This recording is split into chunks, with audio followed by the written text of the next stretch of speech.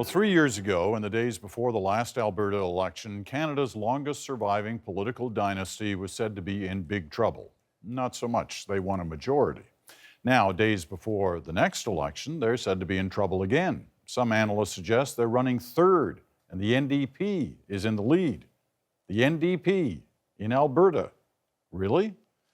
Andrew and Bruce are in Toronto tonight. Chantal is in Montreal. And Kathleen Petty is going to sort all this out for us from Calgary. What is going on there, Kathleen? Talk about setting me up, Peter. Thanks a lot. You want me to sort this out, do you? Well, I think I would start by saying it's sort of the fear and loathing campaign, because you really get a sense that you've got one side, that would be the PCs, trying to create fear because it worked so well for them in 2012 against the Wild Rose.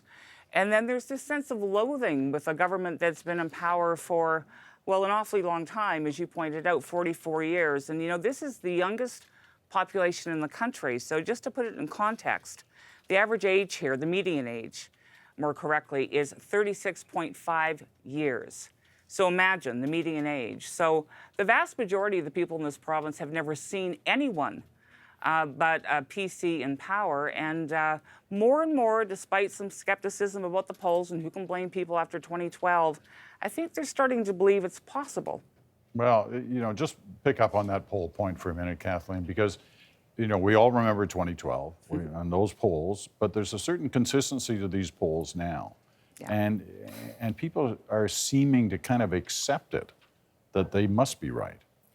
Well, and I think part of it, too, is that it's a different split, Peter, right? Because the Tories were running against opposition on their right flank. Now they're running with competitors on both flanks.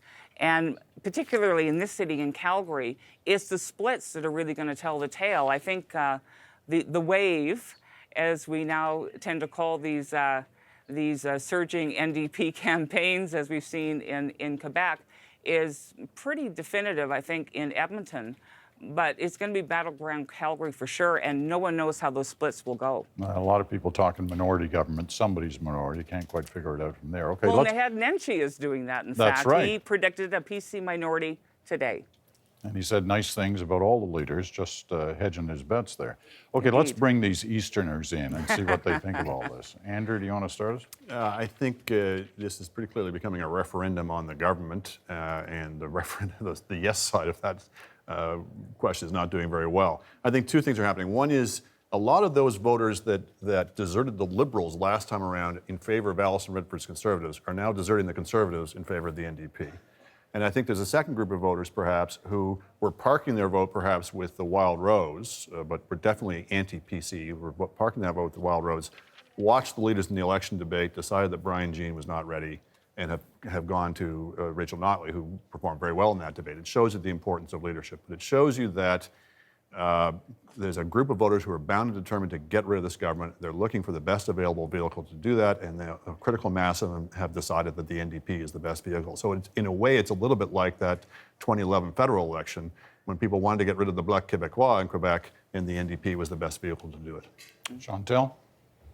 It does feel a bit like what we saw here in 2011, but it also feels like how Jean Chrétien won his 3 successive majorities, in the sense that you have a split Conservative movement, 2 parties for the Conservatives, and one leader whose party and leader dominates the non-Conservative field. And on that basis, you know, I think there are probably Tories who would rather have the NDP than the Wild Rose, and Wild Rose obviously would rather have anybody but the Tories. So the dynamics are so different from last time. It's kind of fascinating to watch, and it will impact on the federal conversation at some point. Okay, we'll get to that in a minute. But fascination is clearly the order of the day. Bruce? Well, Peter, we're often talking about debates and saying nothing really happened in a debate. And I think it's probably fair to say that something did happen in this debate.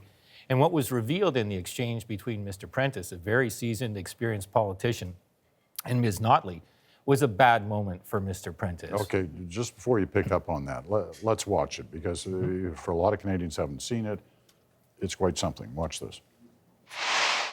The last thing that we need are NDP policies that are going to damage our competitiveness, things like a royalty review. 20% corporate income tax, which would give us a higher corporate tax rate than BC What or are you talking Ontario about? or Our Quebec. proposed corporate tax How do rate you is propose to 12%. I'm not sure how who's do you briefing you, propose to but I diversify just do need to clarify that 10% to that's 12%? absolutely incorrect. I know that It is not a math 20 is difficult, but No, if you're saying it's 10% to 12%, 12% is a 20% increase. you said a 20% Now, tax. if I You didn't might- say increase. if I So I might just need to make increase. that clear, that we're not proposing a 20% corporate tax. That would be ridiculous. If I might carry on.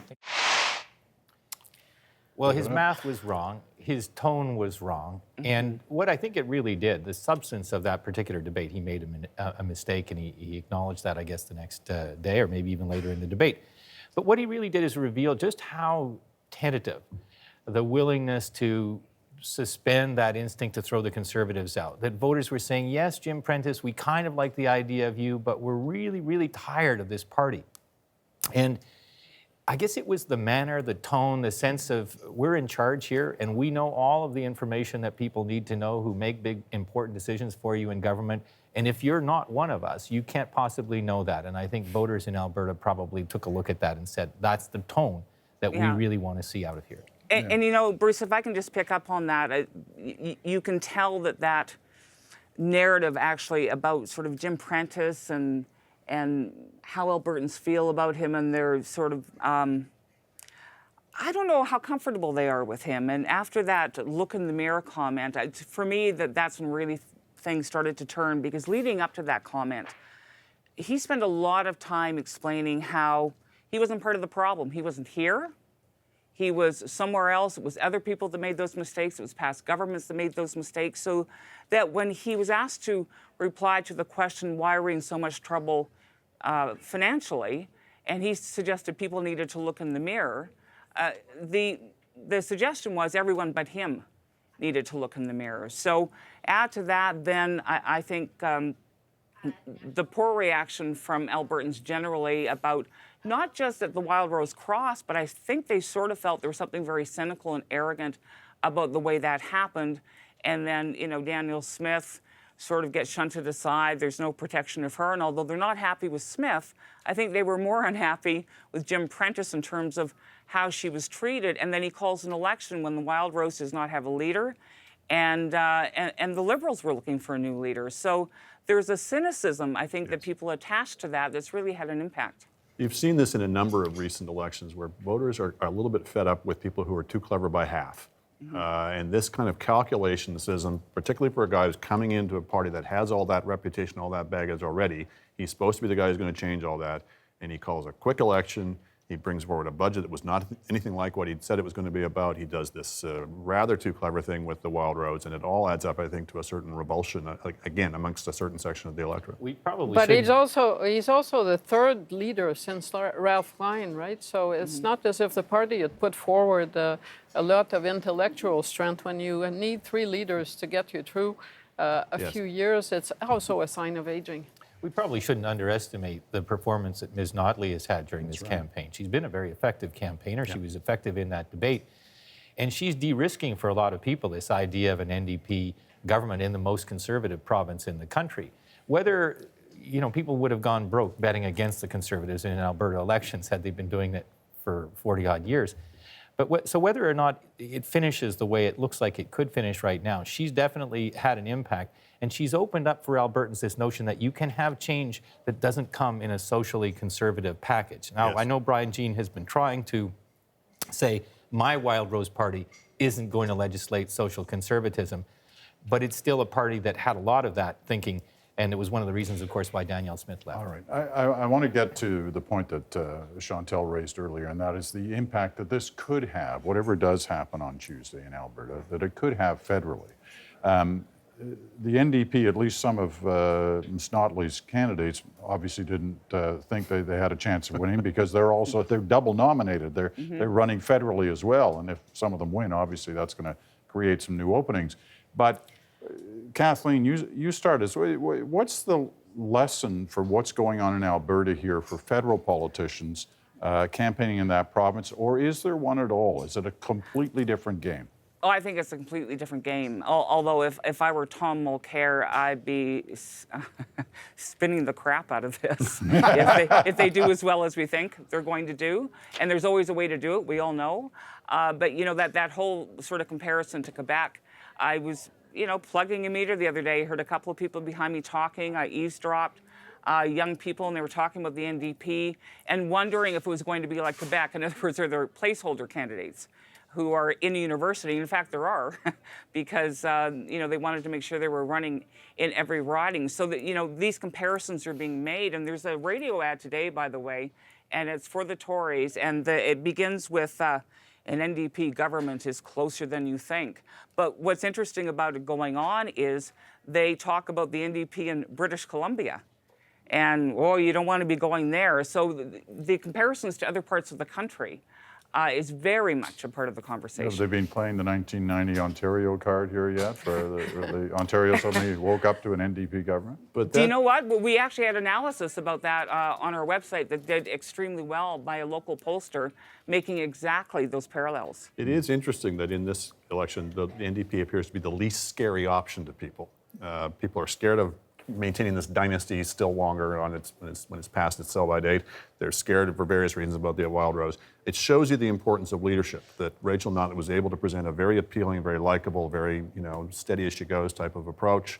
People can glom onto that. I do think there's particular circumstances in which this is happening that don't necessarily transfer to the federal thing, but it does show you people aren't terribly ideological. It's not that Albertans have suddenly turned into raving lefties, but in the right circumstances with the right leader, they're going to follow that leader. Just think about what you just said.